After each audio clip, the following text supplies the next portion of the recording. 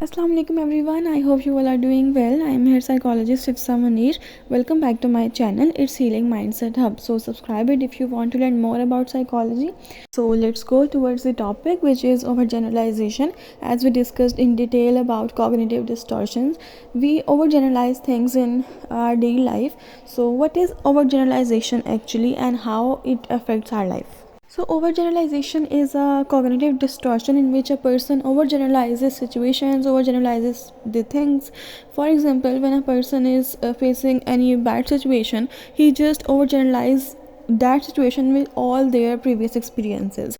और उस bad situation की वजह से वो पिछले अपने जितने भी एक्सपीरियंसेस थे वो उसको भूल जाएगा कि वो अच्छे थे, बुरे थे, किसी भी तरह के वो एक्सपीरियंसेस से गुजरा था, उसने उसको किस तरह से फेस किया, कितनी इंटेलिजेंस उसने यूज़ की, किस तरह से उसने इमोशंस को कोप अप किया। हर एक चीज़ को वो भुला कर, सिचुएशंस को, अच्छी चीज़ों को भुला कर सिर्फ बैड सिचुएशन को ओवर जनरलाइज कर देता है उन सिचुएशंस के साथ। And here are some examples which will help you to identify if you have these type of cognitive distortions. For example, अगर एक इंसान अपने किसी टेस्ट में फेल हो गया और उसको क्वालिफाई नहीं कर पाया तो he will also generalize these type of situations into their life. For example, he will say like I am always a failure and I can't achieve anything. इसी तरह से अगर उसका ब्रेकअप हो गया है तो वो ये सोचेगा कि मैं तो इसी प्यार के काबिल ही नहीं हूँ, मुझसे तो कोई प्यार कर ही नहीं सकता, मेरी तो किस्मत ही ऐसी है। इसी तरह से जब हमसे कोई गलती हो जाती है तो हम उस गलती की बिना पर अपनी पूरी लाइफ को ओवर जनरलाइज करना शुरू कर देते हैं कि मेरे से तो हमेशा गलतियां ही होती हैं, मैं तो कोई अच्छा काम कर ही नहीं सकता।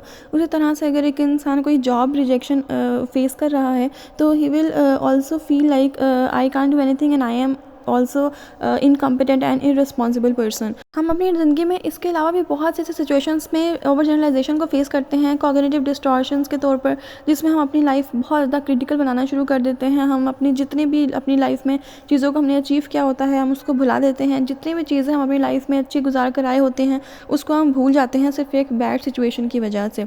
ये हमारे ना सिर्फ हमारे दिमाग में नेगेटिविटी को डालता है बल्कि हमारे अंदर बहुत ज़्यादा होपलेसनेस क्रिएट करना शुरू कर देता है, हमारी सेल्फ एस्टीम डाउन कर देता है। हम लोग इतना ज़्यादा एंग्जाइटी फील करते हैं, हम लोग को लगता है कि हमने तो अपनी ज़िंदगी में कभी कुछ किया ही नहीं है, हमारे साथ तो हमेशा बुरा ही होना होता है, जबकि हम सिर्फ एक बैड सिचुएशन की वजह से अपनी पूरी लाइफ में जितनी भी हमारी अचीवमेंट्स हैं उसको लेट डाउन नहीं कर सकते। So we should try to overcome it, because अगर हम इस चीज़ को ख़त्म नहीं करेंगे तो हमारे रिलेशनशिप्स भी ख़राब होंगे, इवन हम अपने ऊपर भी ट्रस्ट डेवलप नहीं कर सकते।